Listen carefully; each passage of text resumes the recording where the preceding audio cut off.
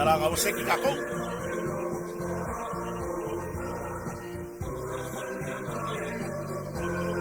Yes.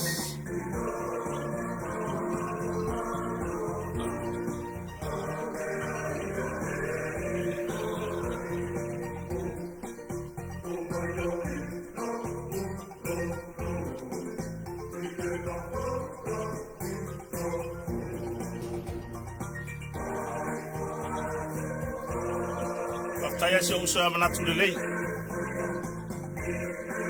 Manatu lelei le kasu ya mai le fa moi da.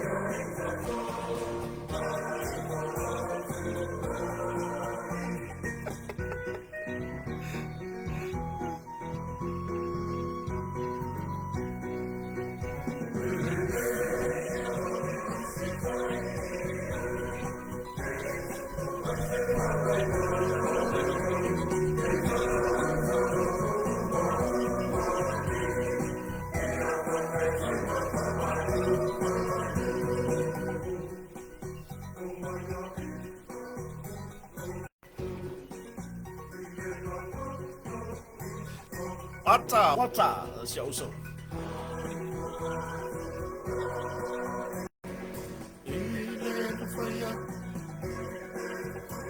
Ile na faya itato.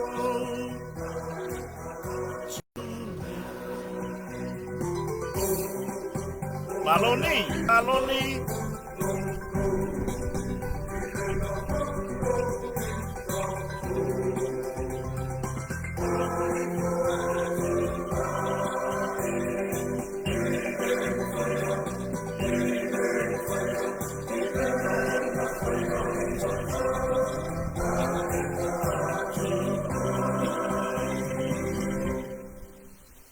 Ya, momoria le nganga whaatai e le tau lava papale ma le tau lava onsai. Ya, wawa aila ia le ese go sia kako wa mio mai le kaimine nga o so mua kuai whaatai le usa manatu le. Mo koe wha ele a le uso ile kulanga o le. A fo i le ka buka inga po le. Wala ki ala yel pusa fagal benga so de sa fa pe onga koe fa fo isia mai tu langa ita to fasala no. A wale me mong ya. Ele ai masoka I la fia po soka lo po singa fasi me aka ke lo ngi me. Yo. Fa kai lu sam naturally. Nga kusi me naturally ga ya. Fa mai sei longa e kiliki lungole. Ona fo de ngole me. I lungola profile. Se longa kiriki no ola profile le ka ko fa mo. Wa ma faila ia nga on ma. Ia pe il mera. O le la wa ka ko vai. Wa o le wa on na le be. Ya fa kai le uso. Ile so soangi mai fo ile ku fa ka singa ka ko fa mo. Se ka ko fa au ka la. Leo ke ngofo ku sa mo ngi. Ngofo me mana tu le ngai usila. Eyo. Ngi ya ngofo mai ma friend ito o I Japan. Ngi ma fanga ka mu ka ma yere ka ko masingi. Ya fa fero ali tina ya friend ito le ma fu ka ma Japan. Eyo. Fa fe kai ko la papale fa fonta to fe lo. E fa wow. Ma tatu tanong. E le ala ke mai ko akele ila ko. Ele I maua la le ka ko maka upulen kala ko ngangi. Ai ole ka ko ko foi ai. Ile fai unga o le tatou porkalami. Eoi. O le alfa gato na yo le sal nei. O le alfa gato na o mako. O le mako supo. Ya. O le supo nga kongi ko kongu me voi e. Wa foi ngo momia. Celery. Ma meo o broccoli. Wa ingo me I se. Eoi. E fou, ya, ele se fou, ele va pe ko mo mai kala ko ngafi. Le ai le wa maka nga o ye fa solo le tunu I veti sia mai fafo o le broccoli ma le celery ya ai ma ko foi o le ka pisi ku kama o kamako mau kengi o pi umi o pi pupu so o se ko nga veti ya le ma wa ngi locals ngi Samoa eyo ai wo ge la kala ngo i le mele o i veti fo ya le wa mai atunu mamau e fo la ia le kilo ia ele masangi nga e la si ko inga fanga luenga se kasi supermarket la ule ka wale le ngor supermarket le anga ko inga e a fo inga vai tau ma fai o kire ka wale upura le vale la ngole upu vale le upu le vai ngala ale kura e vai tau ma fai so fo manu se usa ya pio wolf ya malese mato maftanga le po ma se o fale to fo ia mala fionga ya au tangi ya o le winga la kala ma kuala sko inga le o ia fa sala la o loi ko le supermarket yo o loi ko le vai ngole o fulisa le mo me vetis le mo me fuala fai supo fai sua o mo me fuala ina mata pe o apu moli o pea e enga o pea me maka o pea papai o ka jo ka nga me wa sa ka ai ngale apu ya wa ka masangi anga le fa masangi fa ka ikai e ngai ka malanga mai ko ka ai le pe nga sole se ala mo ka maka o le pe nga se ya i ka fa maka u yo le pe nga ya ka ika yo le mole fruits le le pe alo ke kala ngo ko ai le ka inga fo yo lo fina ngalo po o fea le kuli mango le lalo langi wo o yelo ma fa le pe alo ke fa ya ko bo o la fa sala ngwa ko inga i kuai i meya la ya le lisi ya le mamalo le tatu watu no nga solo mo fa nga fatawa awanga i misi se fuala au mo le supo mo le kuka o le susa le maua ka ko kapisi sainga kapisi la poko ku kama tamato pi le fusi pi o mo me o vetis masan e ka wo kula le va ya ko i me fa popo mai la lo le lisi o le kama la le o le salary male broccoli por sa onga e ngau ngomia kang ro ko ipe fe ko i fa pe ko fiola o ha ngai be alu losi ko i ka fe siri kama fa ngal ba soli ni ongi vetis me ya ongi fala u fa sua me ya fa mai fa siri lo e marco inga o le ala fa le ngo ngai me marco inga le vai tau ba fai no mai lo masika mai ki le fa ngal ba ngai o le broccoli ma le celery ya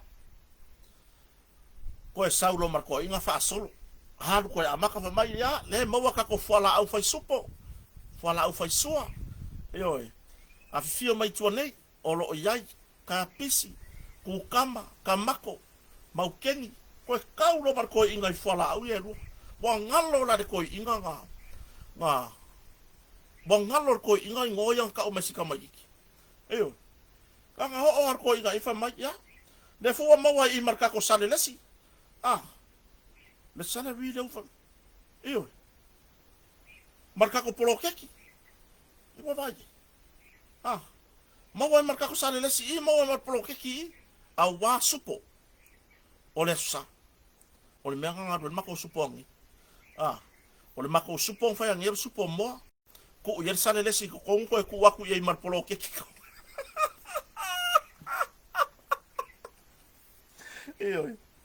aua lange i o kako musu i whala au aina ngi ma aua hoi i ngalo ya ki oi ko e whaisa u kuka aua nge i ngalo se sale lesi po o se polo keki e ku e kukong ia po le salary male aforingole mea male broccoli i wuku ki yangi alu le vai aso ako ka wao le ngor whala au aina pia la e anga ka masangi o le aka ko fame o ye tatonu ka ko ke ko e fo i a Samuel i le fai ungo tato porka fa malu lui nai wo mo pa anga le o ma fai on fatasi mai i le maua o le tato porka la mai la matanga o le kilo mai ia insingia mai fafo wo ye si fa le kom le la sa ko ya nga ia kulo ia ilunga a war kulanga o ko fa le ya ti ia le waya o ka ko kilo le tunu le fata smak lini sam so finga maskava o ka ko kilo o tolo fun fa na mawar tato tato fa salawa ya ka ko kala ngore yungi la kapi kako kala ngoi le yungi laka pi ning ska vai ning ni fa mo mole o se o finga le fa ko a moe a nga o moe le po eu ese le ma lo si o maka o le ki e kusi kusi anga mea onga fai anga mea onga le iPad eu o le ala e ka ke pala o kwa ma sa mai laka tu lo lava malo na tu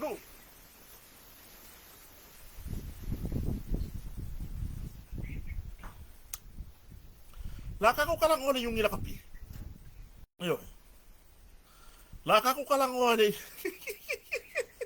vise famalier fina ngalo vise ele o sale lesi le ir ka ko yo ele o sale lesi fa maru luina e tato wo ma pa anga o le lato a fio anga i sale lesi le fa le alu fa i kure le no ma yo ele ai mamma o sale lesi le kala ngo wo ka ko kala ngo ele yungi la kapi sole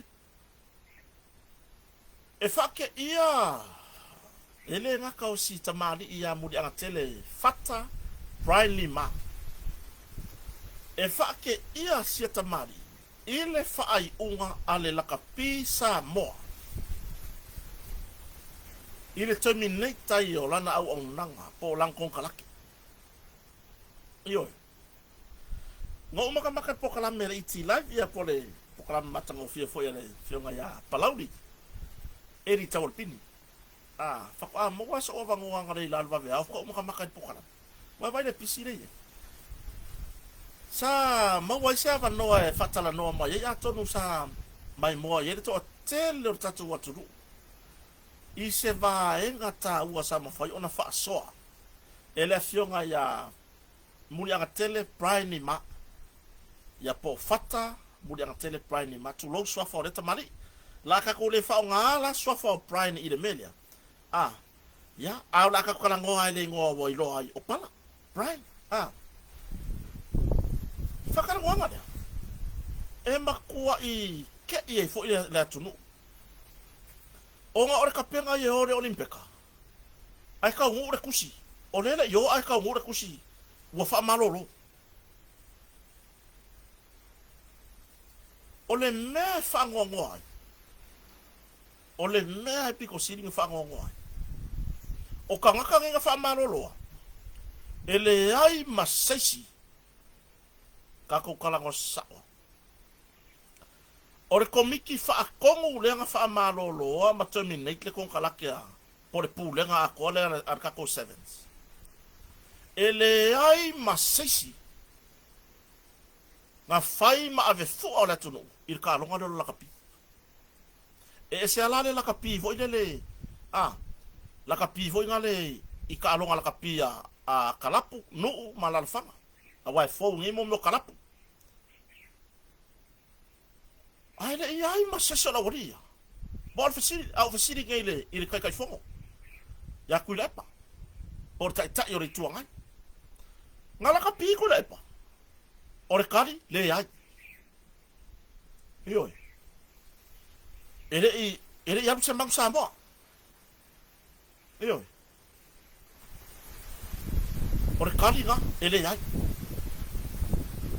sala kapi le anga ore kari ele ai ele ya lupo se mang samo yo ai se woria ele yo fo i mang samo o le ale be le kupu mai ko ka ko yung ka ko la kapi ka ko yung i la kapi awa le wala ko suya fo i ile la kapi samo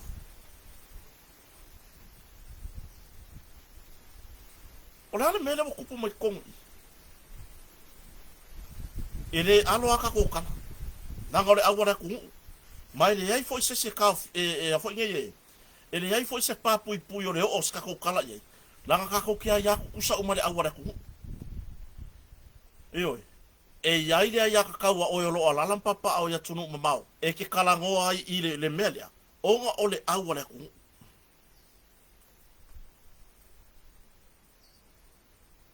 fa marsa no nga a pranima por faya o nga ulu o tato au te tofitu ngā ala o ngā halu, o le alofa i le atunu, whaafetai tele lava. Ngā ala o ngā halu i kamisanga le ngā Rembeka. Onga o le kūlanga alofa i le atunu, umana tapu inga. Nio. O lele i kuri o sole vaalele, awal waku le kusikea. Ele i kuri yoso i lunga le vaalele, a ele i alu waku le kusikea, le wal waku le kusikea. Ma le vae le nga fai se pangia.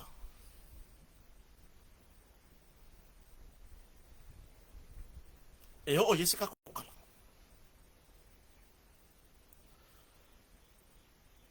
Kalo fai si ka mari. Kalo fai a pride. Ngokala ikiki mai a o ka va a pride ne. Ile man Samoa. Ile maka ukia. Ole anga vaa. Ma le tō mai fo o le tamari i. I ta alonga la kapi.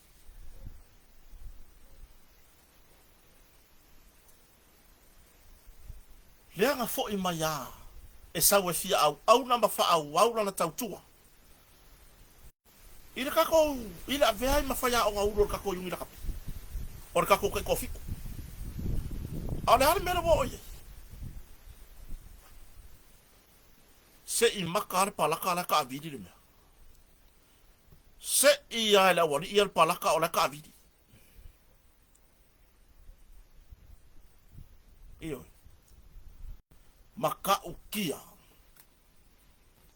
Ole makua i maka ukia lava.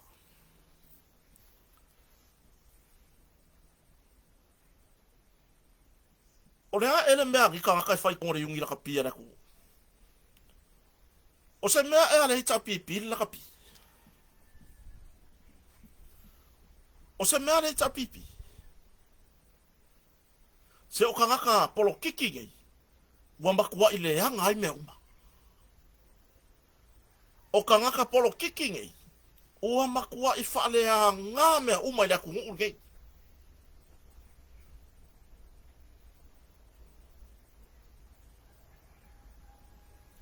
O ka ngaka ngei polkiki, e le ka kau o ngā sau whawhai ko kongu, o whaalapo ko pokonga ki. Ai mai se lava, o whaalapo ko pokonga e ai aku kusa o mai eile aku ngu. Ia la au mai e so e mea i lakapi.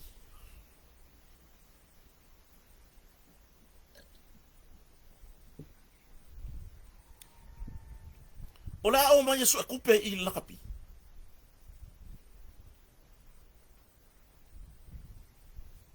Waka kaunga fai e se fua le malo. Waka kaunga fai e se fua le malo.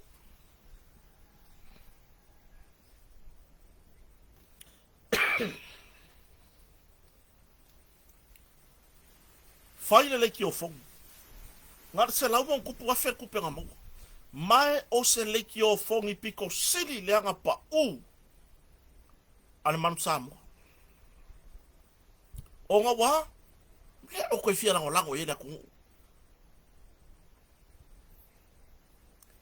Le o koe fia lango e le kungu. Kalo fai sia ka mari i fo ia mahonui.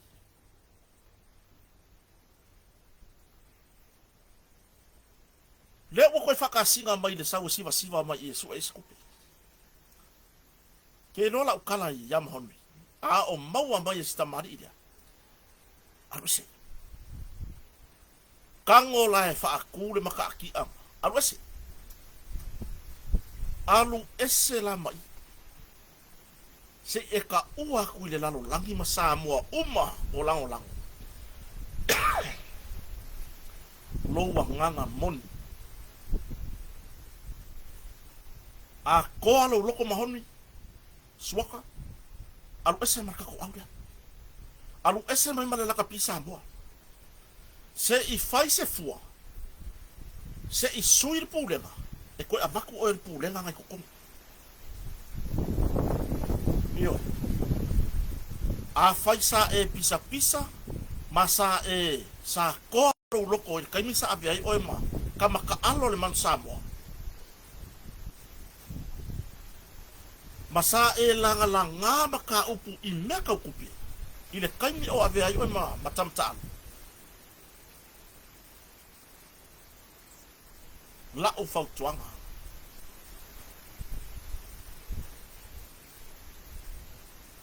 Alu ese. Alu ese mai lomba I. Iyo. Lea ua koe whao ngā oe kuila e pai su e kupi. Ma ole leki o whangi leang whai. Mo laki au a inga o ngai kamaki ka ana. Le ai ma se mea o koe aro lofa ida kungu ile au ile laka pisa mo. A ole mea lai o fwai.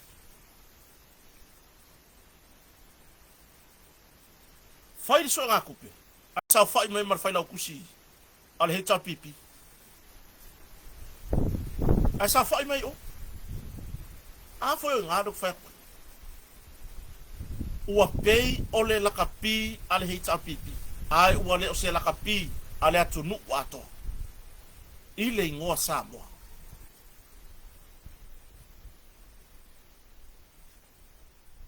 Ole su e ngā kupe piko sili leanga pa u ale manu Samoa. Ole su e ngā kupe piko sili leanga maua lalo. Ile kala fasolo piko o mea kau kupe po sa ili ngā tupe sa whaianga ile atunu.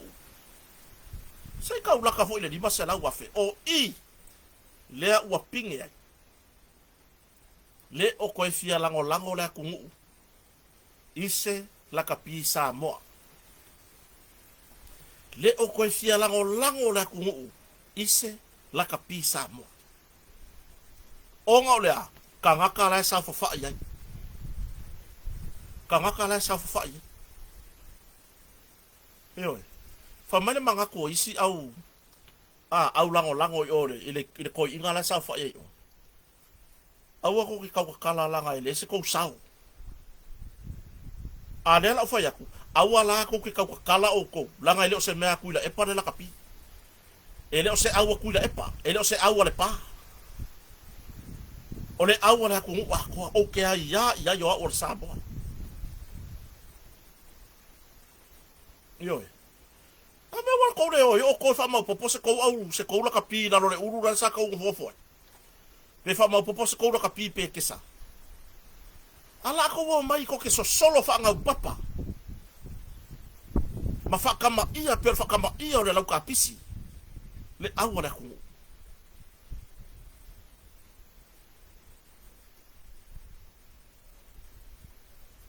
Maka ukia. Le lu I foi le wa vaku ia fui maono le titi mai atafua. Aua ke se kia le malu o le kai kai au. Fa apea wa koe filifilia o ke sa fai I le komiti fa tonu. Le ai. Awangi e se kia I le malu o kai kai.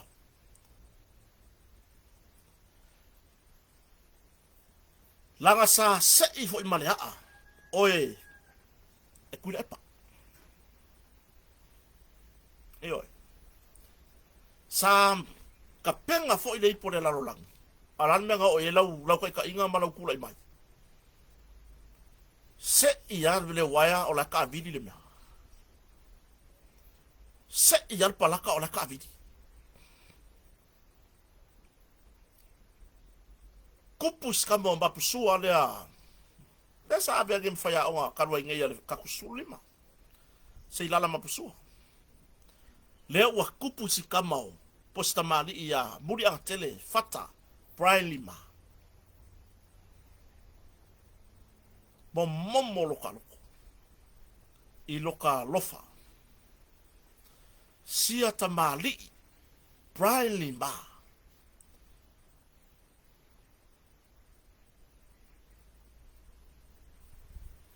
A o lea se I maka al palaka. O lea ka avili ni mea.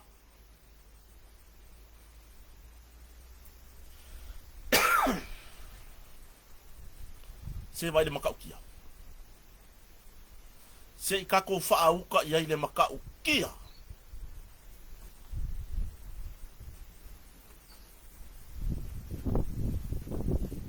ka ue praini ma fatanonga mari itilai.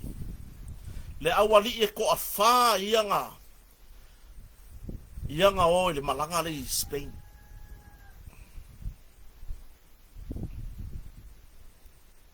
Le anga fa malolo. Onga waka alo. Wale ka alo. Mose manu malo le atunu. Mose ayo Samoa. A waka alo le fa ile. Waka alo le ko ngere ka inga le fa ya ku. O ka alo ia. Ia le anga le au. O ka alo ia fa ya inga le au. Ko afiangi ka mai ka alo fa pe o ia. E ko afiangi ka mai ka alo fa pe a. O lo o iai le au le atunu. O le ala le lumanga i o lau ka alo. O kou ia ko a wha le ka ue praini ma. Ma i mau a peang wape a mai lunga ingoa. E ko kongi ko pea ma kou, le kou wo i fafo. E ko kongi a kungu urau kene, le kou wo i fafo i malanga ale kai ko fiku. Ai ko kioko ka alo hoi le. Ongo le kala u fai aku, ka alo ia fai inga. O inga wakua le whako unga ngai ki oko. A o whea fai aku kua i oko mawhau whau.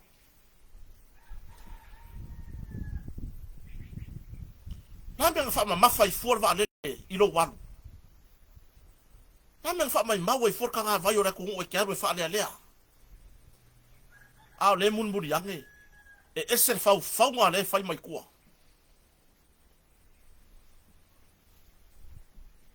Ole makua i maka ngā. Ma ele kau ngu se kau unga lele. Leo langa laka pi o oe lea ngā whaier ko inga ngai o inga lea. E ke fiwe ke ka alo. Ngā re of sight talau me buku. Eoi. E ke fiwe ke ka alo. E ke end up lava e le avea oe o se whaia onga o se au.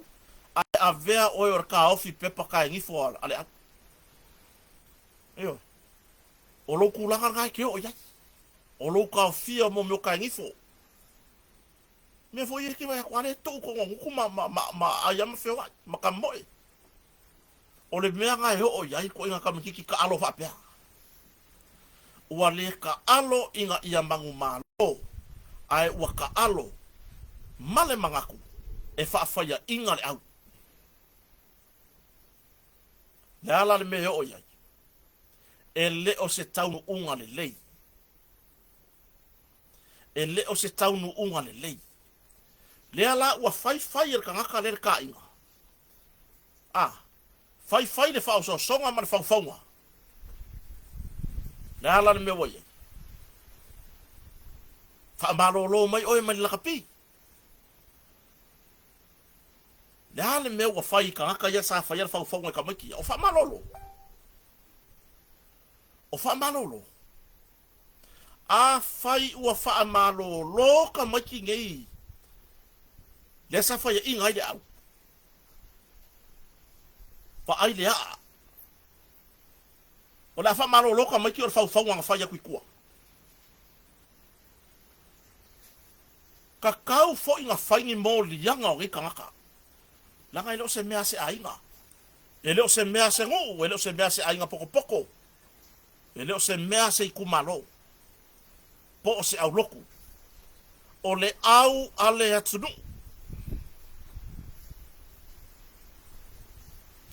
O kangaka polo kiki palapalage a leo ese e le koe fo ia se le lei mea uma le alava e fai e le ngaka kokongo o fai ngā malo a o lo o faa wau aku isi faa la pokonga le malo pe o kalonga a le wa afia kalonga a le wa afia le lakapi o ngā wa ngingi ele por kiki. Mea foi lea, ka kou reku. Reku ngou. Fa la pokonga. Auang i o ka kou kilo fa peo fai pule. Nga avako ina i e fa sa fa i ko kongo i fa la pokonga. onga o le mau whapea o le whaipule. Le ai. O kamanga o le ale anga i mea. Langa fo o le la ngingi ya kulpor kiki. I ko kongu, i kalangoanga. Mo le leo se wha ala pupukonga, ma mea umu whapea. Whaile le ki o fongi. A sa fo whai mai nga o sui rei pipi. O se reki o fongi se laka pisa, mo po se reki o fongi a. Al hei pipi.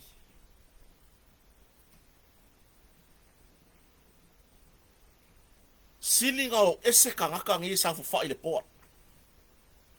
Silinga o ese. E leo se koura kapi. Fako le ko inga. Fako le ko inga kuila e pasole. Ke ofore ngai ko inga. Sa avea maka ika yo le akungu uile fia kausanga. O ke ofo lava. O au e makua i ofo loko. Ile sau fai ya yo ngai kangaka. I ko kongu o le laka pia le akungu.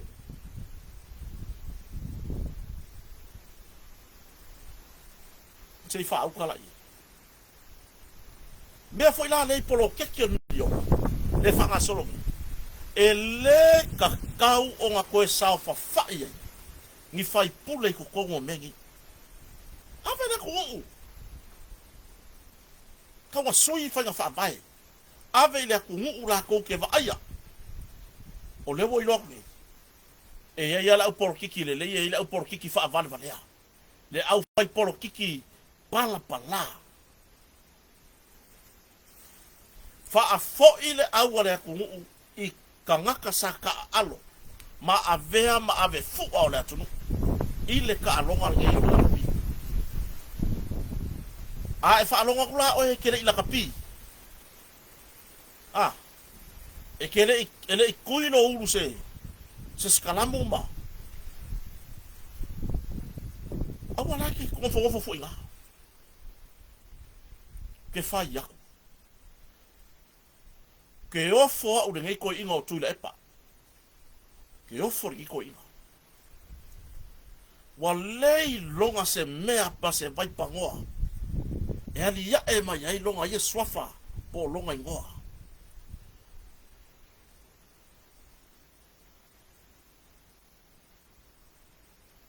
O le sue ngā kupe piko sili le anga pa le iai. Le sue ngā kupe. Mai le kala wha solo piko sue ngā kupe uma. Ale manu Samoa. Alo lo whaia o ese vale au re kuongu. E leo se mea kou ku malo. E leo ngi mea kou ainga.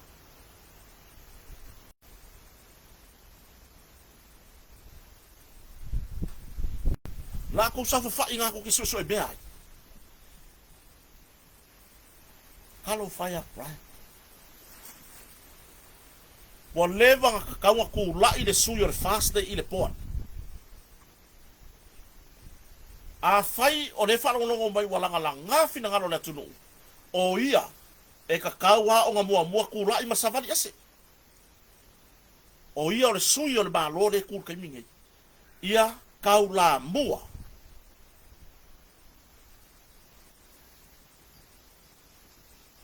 Eo. Wa leva kakaunga savali ase ia fui maono. Tita fua. Leva kau savali ese mal pulenga lea, mal poa. Waka kau whainga whese kali le malo. Waka kau kali le malo i le menea. Langa lewa au mai ele au wali i ele au. E ave whapor kiki. Eo. A leu whapor kiki ele wali i ele au. Wahu i leka penga le whainga pāloko alu olu. Wa amaile au e whaapiko i luma le lako campaign palpala.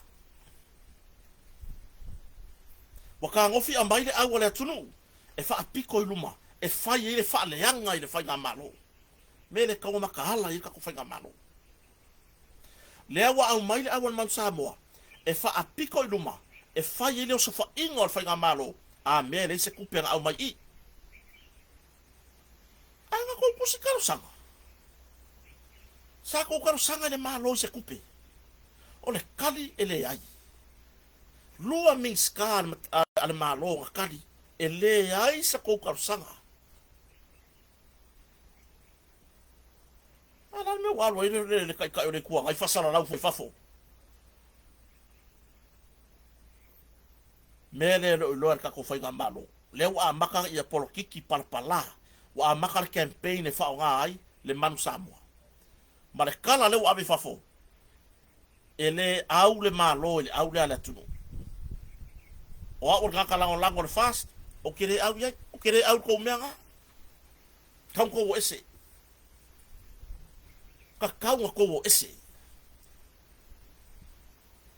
mo le longa se mele hanga ya au ko mo le longa se mele hanga ya au ko wa ko wona le hanga wa ko wona fia fai mea le port a koa HRPP uma HRPP uma aya se va ngai le dilo fui maungo le ke vai ku o kan ku la ye se ta mari ia fai nga ia maka imua ku no savat kese so fa ye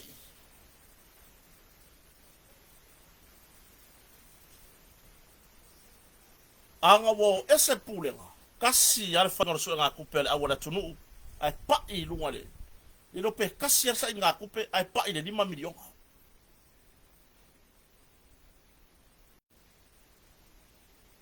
ongo le mea le kupungi tu lo wata ita yo le malo ele o I longa anga tu lai mai le fai nga malo e fai le mea le ale HRPP nga fai ile kai me kula mai fia fa malo lo au le fa malo lo fia fa malo lo au le fa malo lo alia le fa wa ko le la pisa mo la ko foi le au mai ke wila mai ku e fai malo ko le au a ofer kari casa ya fer kari casa ya yo kelle me osui makwai maka ukia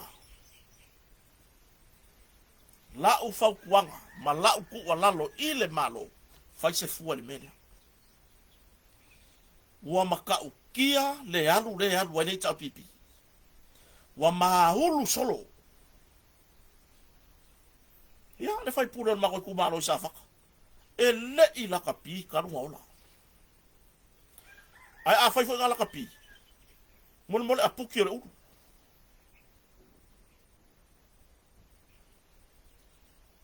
yo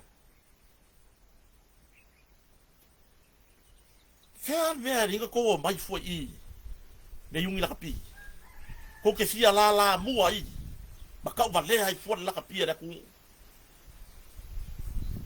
ma I mau de kai le o fa ya ku ma I mau kai ma ele ai ma sesio la ku ko fia la ngo ko me nga fa faile sai nga ku pe ngar se la mo ku puaf o inga foi mo fa aria kwai wale o ko yai se ko kai mi ko ko ku lai mai il palo ko lu o ke le kau fu le mo a le wo ko fa nga fu le la kapi ko ke o so fa ye fa nga malo yo wo ko fa nga le la kapi le ko ke su e me ai ma ko wo so fa ye fa nga malo ya la fa pe mai se ku sole Ai se la vale me wale ave ele malo sa mo se kupe aki nga ai langa la kapi. Langa ko kere ikusi mai. A wo ko wo kala i solo. Te fa au kala ye. Wo ko wo kala i solo. Ai ko kere ikusi. Fia se mega ko ke manga e baku. Fia se mega ko ke manga e baku. O ko le kongo le yungi la kapi. Yoi. Kalau fire pride. Kalau fire ngai ngika mali isa. Ko i le kingo. A wale ngo samo. A le wo solo fa mai. Le polo kiki ele elea. Ma fainga fa alea lofa. A ngai ko ngaka ngaka. Ya. Ko kere la ngonga na ko kere ka upe gi va kapa. Eyo. Ko kele loa. Langa ko kere ka upe. E se ale mesa ko ka upe yoko.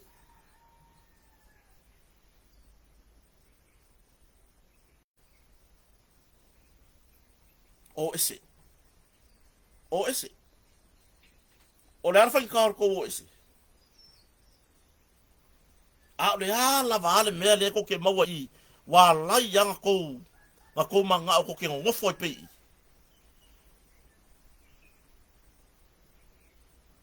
Ako sa fai bang pe o ko ka kana ka pi hoi ngai. Le ala wa o la nge male si fa mai fo dia. O ko wala le ringa fai inga ka ko au ya bi fafo. O ngo le ye pure ka pure pulenga le fai ku kua. Ako ko ka alo awang I malo. Wa ka kana fa valea. O ka tua I le ku. Yo. Wa nga kala fa valea. O lo ka tua I makakalo le ku a ko mo lang au.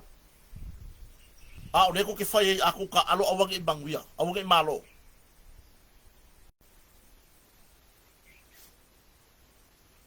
So le. Sa ku lucky alo le kolegia I le audia. Lucky alo le kolegia I le audia.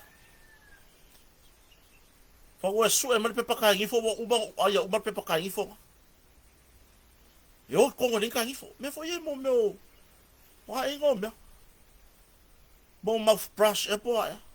Ah mouth cover. E me ye ka ko tongi ko la mwala ma kamo e. Ma I mau le kaimi. So se sa mo po fe lava le ke ma fuka mai ai. O ang yo wa lofa ka ko awal mag sa mo mar ka ko la ka pisa mo ma I mau le kaimi. De wo fa ya ku sa wa. Ma I mau le kaimi. Se fe ko kupe mai ko ai ngai sa mo. Se fe ko kupe se I suil pulenga. Kwa ka ko mai la ye su en kupe mo pulenga fo we o mai. Se fe ko kupe awange a mai se ka la kasi. Ile la ka pisa mo. Se fe ko kupe me fa ka me aya ngai ko ai nga. Se fe ko kupe mai e fa ka wangi me aya wanga yo ko ma ku sa mo. Yo. Se fe ko se lengi e fa o ngai ko fa ngau. A se opur ka ko au. Awa lavangi ko mai mo mai se kala. Le mea foi ga yai. Ka nga fa malanga I mai se le ki o fongi po sai ni nga kupe, ai vai le lofi ya ko le tuno. Me le wasiri ya le me le uma lupe makasila sangin ma kon kalaki. Le uma o sangin ma kon kalaki oi le o fiki. E mo ya la le makika ofi ka ngifo. Aso ye yo la mau mai ngoi la lo le lisio le o fiki. Ngai lo le ki ngai fu fai ai I ye ko nga. Ye ko nga au la kapi wo ye ka ko ye ko nga ko biki fa ko wo ye. Le van kam ki via o sengi kaka. Wa fai mea le ko upe o mea la ku ainga. O ko fa se ko o la kapi la lo le uru sa ko fo fai. Ora ko mama ai na le ulu sa ko ngofo ngofo au ko le oi fom apa se ko au ka piga nga wa fai le ko le tio fai le ko ala aka ko ke fasa la wai ka ko foi koso ai au popo le ka fili mo me mau e de koso a mau ka fili ma mau pa we fa mau mal sipia le pe ale mau ko ma se ko se si de sa fa il mera ki ngara ko ale la ula wa ko kupe le lo po feo haru ya eo le lo ile tunu le kaimi o ka wa ki ya e ka ko la kapi ki ngale ma ki kivo sa mo tau fa so ta mau ainga ave ese upuro ma kiva ma ya upu fa mole fa maruru le tunu e ki ngale lima vai tau fa so ai nga kongi ale lima kala kongi le lua kala pepa kongi le se furu kala ana itina matama matutua i kaimio so nga kupe bomwa ai ar kaimingei awa ngi ko mai mawa se ko kala e kasi se ko senge apa e kasi ile au ile ka ko la kapi wa ngi ko wa lofa isi ka ko nga yalo mafana awa ele ko ngia ka ko pa se o ka fa fafo ile tua de elopa awa bo le ya yaku awa ngi fa nga se fe ko se lengi e ave la kapia ku nga ko ke se isoi le pulenga se isoi le pulenga yo fa fe kaya le wa fikir kalia ma umalupe makasi e wi alanga e ka ofisi uso ia kulanga i ka ngi fo ka ofia mo me o pulu ka ele kama aso yo le wa mauro ka ngole au wa sausa wale lisio le pulenga sau wale lisio le au sau male lisio le pulenga o mai do le ile vai nga ka ofisi solo por ka ele fasimoli pace pulumu kota yo or ka ofi le mo me foi ko nguku mo ka ngifo or ka ofi ka ngifo or sa ora ina sa po osila inga ka ofi ala gamia a le wa mau mai ngore au yo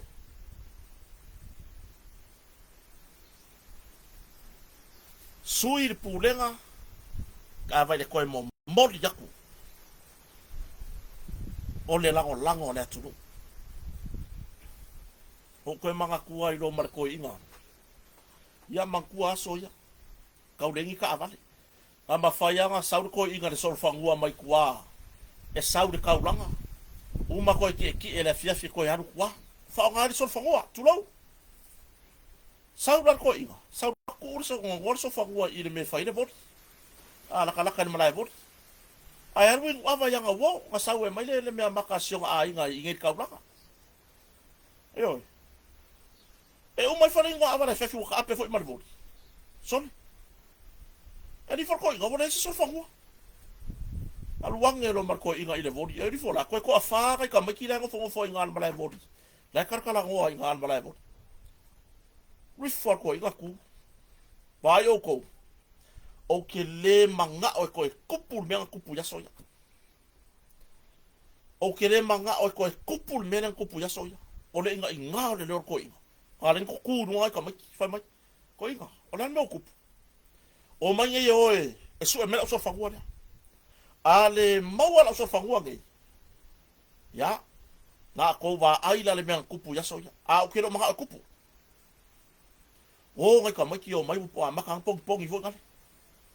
O mai ko inga o fiu e su e le ise mea yo fa pega fa mai ka mai po le ale mea le fa mai ko inga sa kupu ya soya po le mea o mai ya longa ngu fasi ka ko ngu mai ko inga ba ai o ko la ukala le la koe fai aku ma o fai aku ngambuli muli lea o e su e mela o sol fangua ma o ke le manga koe kupu mea kupu ya soia o lo ka maki e o ka maki ma kau make o le ale mea kupu ya soia o le mea sauri koe inga pega o mai kanga ka longa ngu uma longa a inga mangi fanga fa o maki a ingi so ka ko ngu ila aso ma fi war sa ini ka maki o me wa kia la ki kia fiku o pongi sa ai wo so foi mal masika tama mali wa fi wa su e wo le lo po fe asu e ye yo ai fa mo le mole akama o le ale me sa kupu ya soya o le ale me sa kupu ila aso o mal ko iba o le la aku inge ye kau kuwa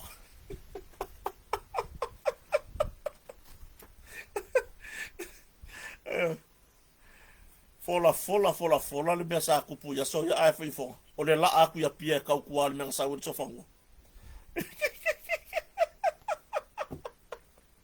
yo leo ke fa pe ko aua nge ko kupu le mele kupu ya soya yo ale suia pulenga e kupu pea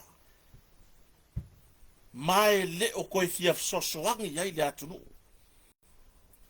yo le ko kele ngai kamari e o mai e fai le pulenga le yungi la kapi kamari nga la kapi ai le sa sao mai o kangaka le i loa u se polo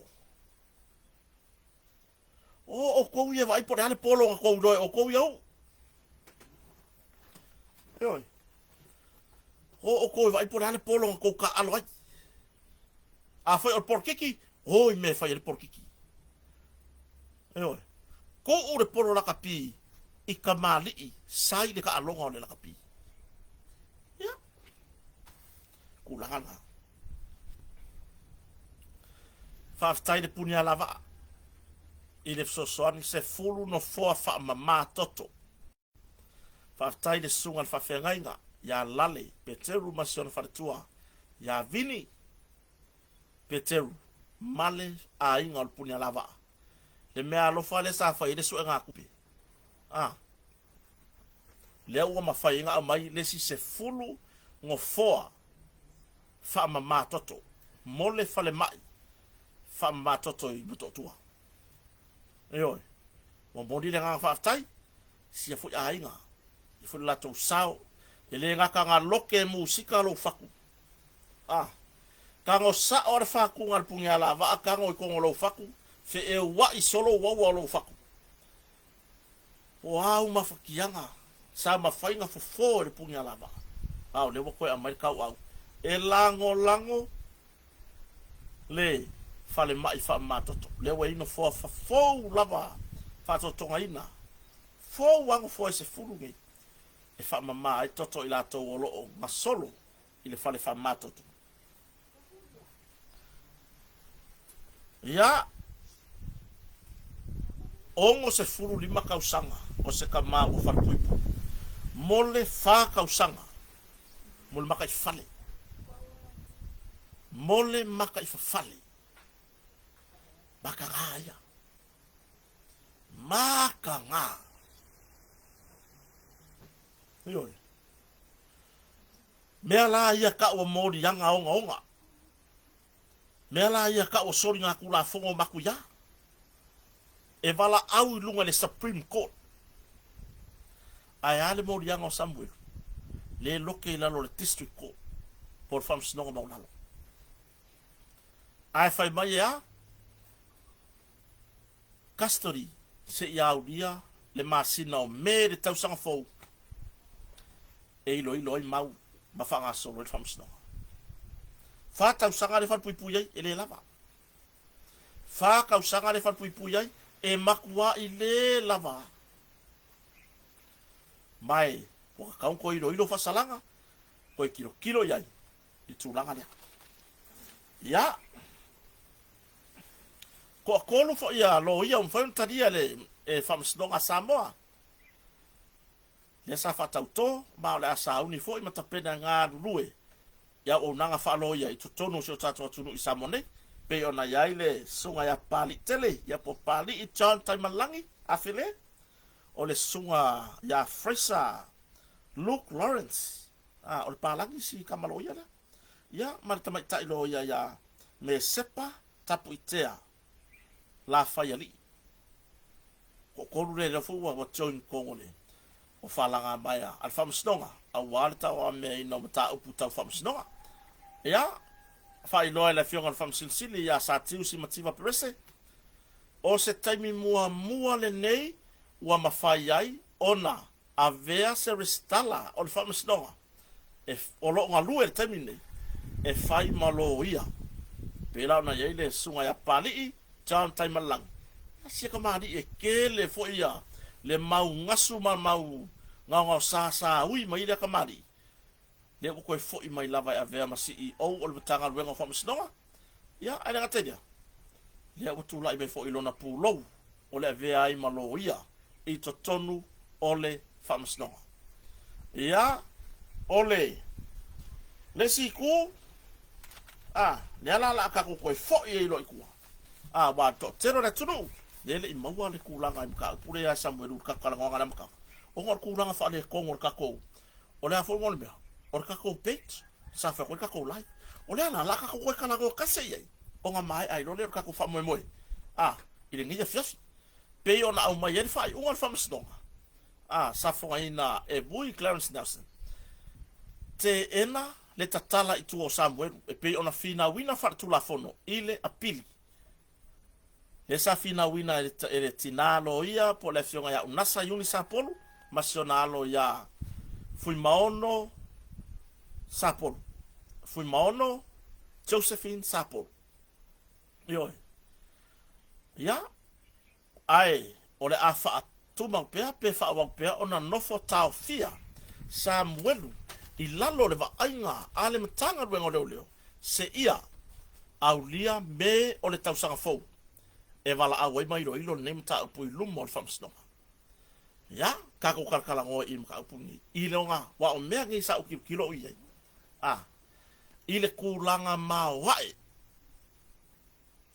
iva ma singa le la ko ngo fo ka fia ko Samuel ile mo lianga ole defamation o isi mo lianga pe ona sauno ona fa pe men tanga ngo leo e au fia ai ma mo lianga o tau pulenga tau por pulenga fo ilea ya mai pia morianga ya e pe o fa vai mai lunga le mori mau Samuel sa fai lunga le ala ata o le Blue TV ile tato por kalame o le tauta ya mana na moni mau de sa fai ile por kalame fo i male uso ya tu risi fonti o le ala o kango mafo fa ku halu tawal manga le nei mata upu o wala me mong ya ua pasi markai far pui o le sori ngaku la fongore ai alu tawal mangole nei mata upu ai fa pe mai e le fa mao nia tu langa pe ona mo lia ai Samuel o le ala si mela so o ai ko ia ngo fo le Samuel custody le wo over markausanga o ai ko ia e ko kongi e le atunu ato e to tongi le atunu ato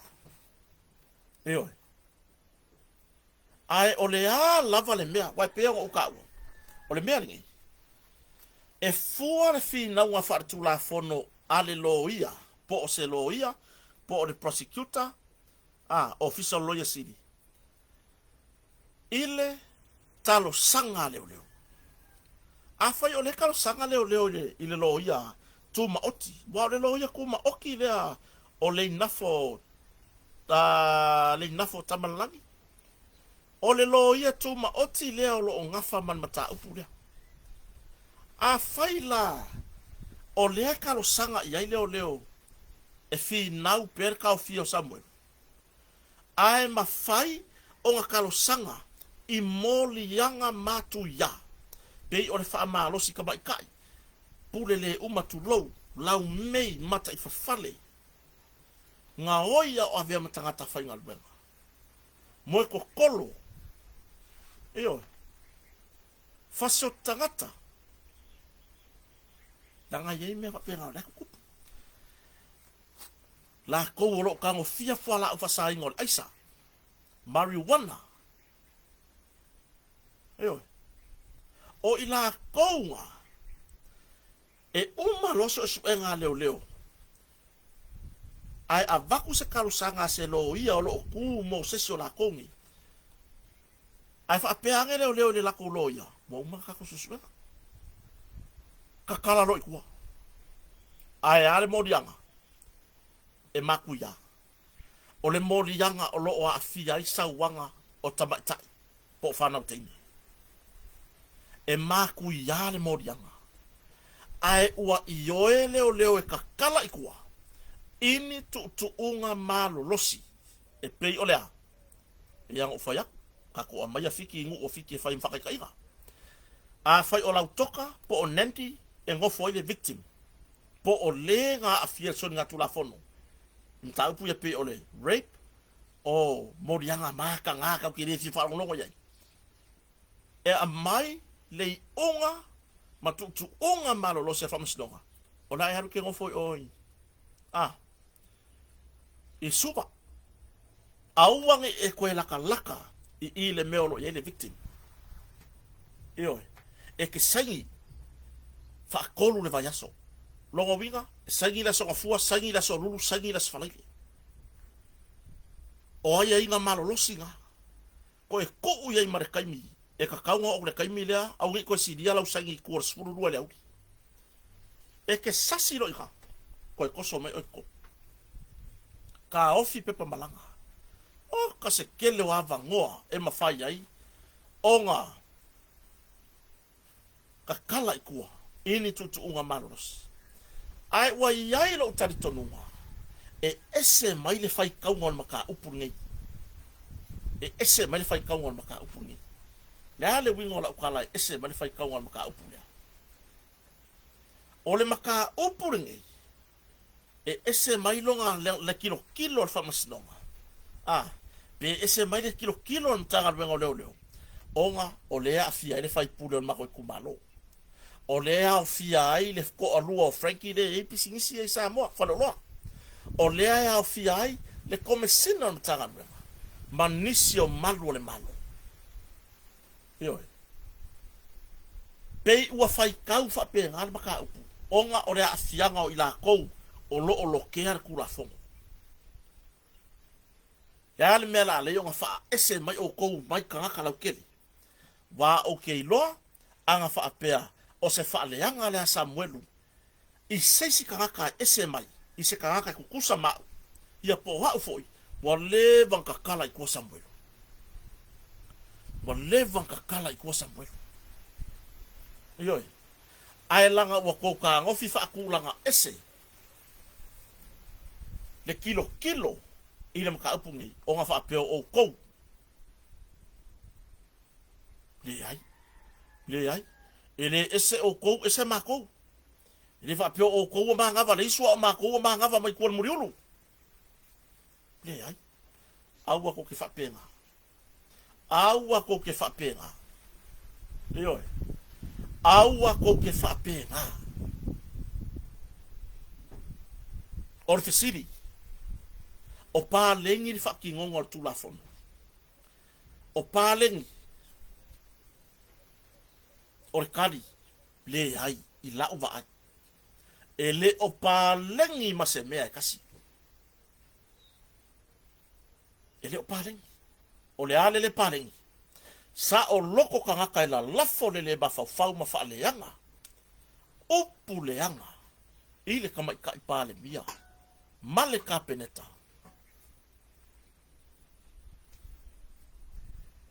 Lasa o loko.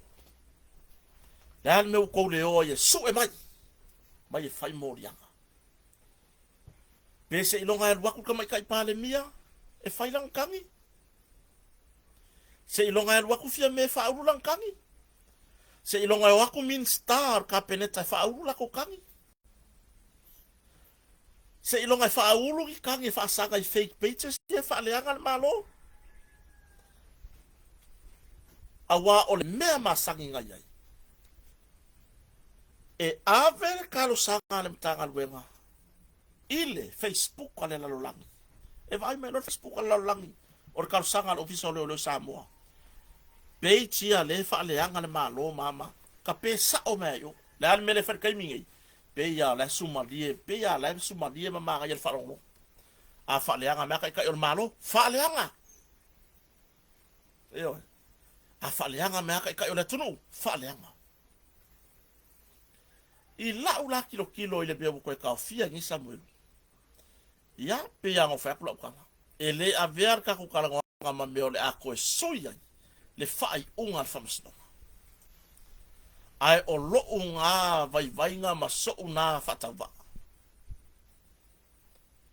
i la kilo ia anga o sesi po o ngisi ka ngaka ia sa fa le anga Samuel pe ona fai mai le tulafono o le vanka kala ko Samuel ka o fi mai o pepa malanga ka o fi mai a kulanga i ingi pepa fa nga me fa penga iyo ave se la poka inga malo si le immigration ka o fi mai me fa penga ai ngolea e ia masalo i me fa penga onga o ka ngaka o kula fongo le afia onga o ka ngaka fa pea o le fai pule fa pea o le fai pisigisi o le taita i o le tanga luenga ai o nga fa pea o malo le malo le sa fa le anga o la ko mari anga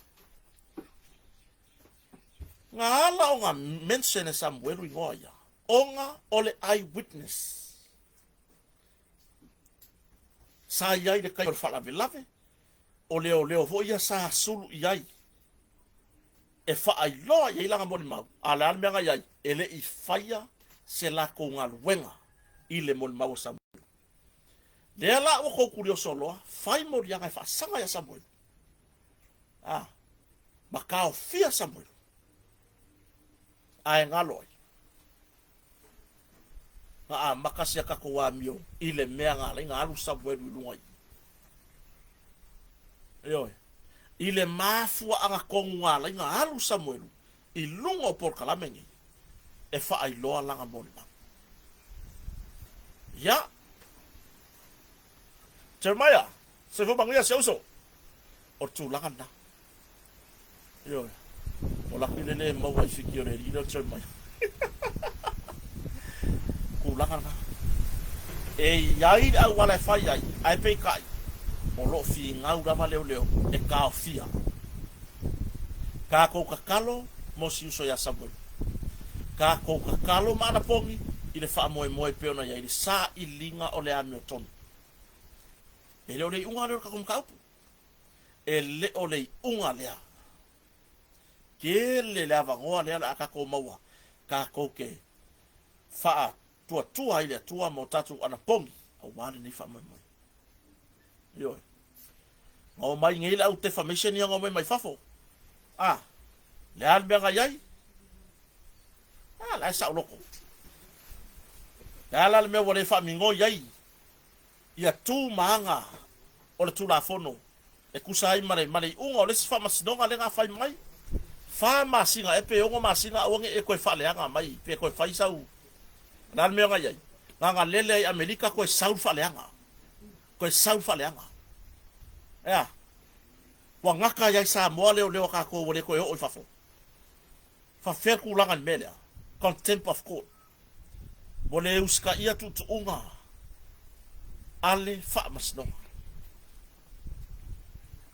ka kia ya or ku langan ka ko kan ngwa kan ia chef or ku langan ka ko ka kalo mo le uso ya Samuel ya manuia le mawai il to ese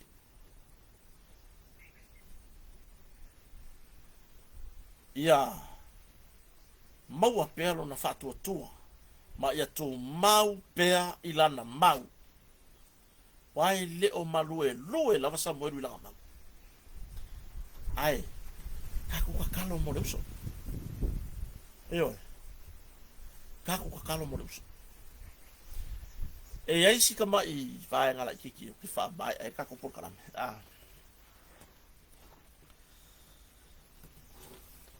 Wow, le ufa ngaka i ka karangwanga sunga Samuel. Asi vai ngala kiki ya ka ku karangwa. O ngor sa paki ne ole aku. Ile kulanga. Ile meu o ye so ifuanga Samu. Yo. Ole mele bo longi. So se fale sa.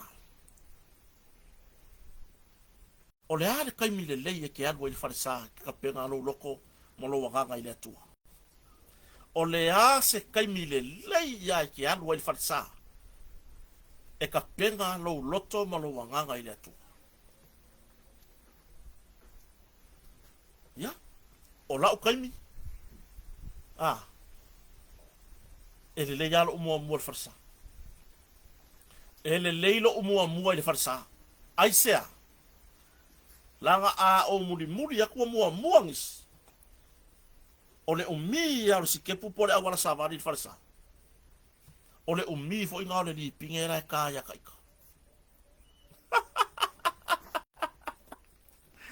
Ele o kupu se e kale si se kasi e kale si uma. Yo.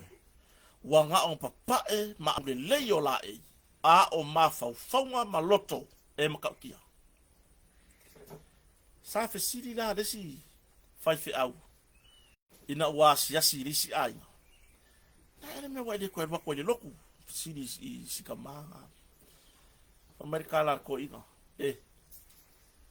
No sunga fa fe nga. Ile ka ua vai le lei. Le va fo yo uma le akua le lei. Ai ola o mele o ke mai kawa. So se kai mi o ke ba ko de loku. O maka uma o ka ngaka au mai. Ai ka kilo ai me. Sa fairo e masea o ngar faisi au ye. Ah. Al waku le loku le sale so. Ma kila ia o se ipu vai. Fakumu. Fakumu le ipu vai. Nga e aru waku la ia ma o e ke ngofo le piko a iluma. Sa fair ko ingare. Eo. Kira ipu vai fakumu. Sa vali ya kulore anu konversa mau.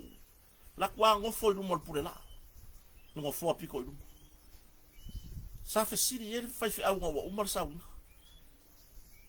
Ole ase bea sa kupu i lau sa valinga ngi kaya. Eyo. Ya, lau sungar fa fera nga.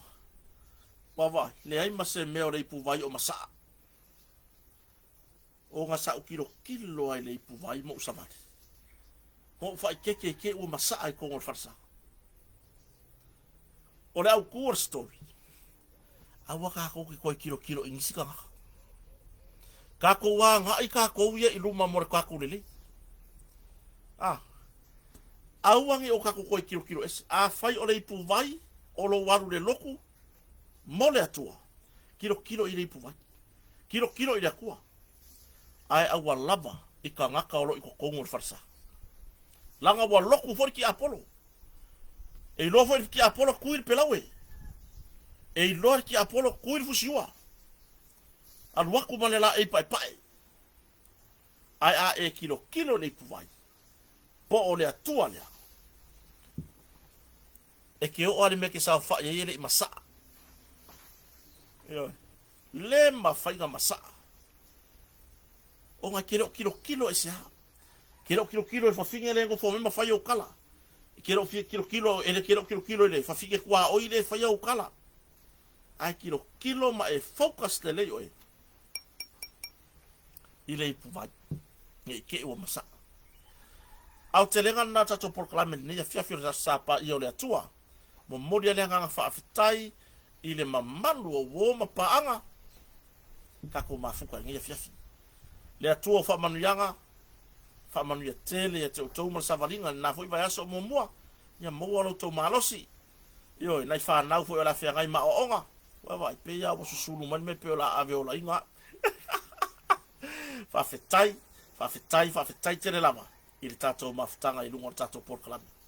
Fa fetai ana e tato company lango mai pe ona yai le ata mai store o le Mackenzie mini market o le tulanga il tato pizza il moteri salafai ne yafu o le tato matafanga ya po le tanu beach fales i manase ma le tato lango autu ole tatou ainga ole motonga mo mori ale nga fa tai fa va no lo taimi ta ole ni sapati tatou te mafuta matartala no ai nisio mata upu o lo tupu te tonu so tatou atunu ai ya mai le ko nga fa isa mongei la lo fa le o fa to fa so fuatu aua ne ingalo tatou proklame ole tau tai ai ile afia fia tai au pra tu watu elo to so fu ala le mase o la vai vai anga le leile atu e fa nga malolonga no to fiafi anga le leile atu e so mato ainga fa ele nei proklame fa so fu ya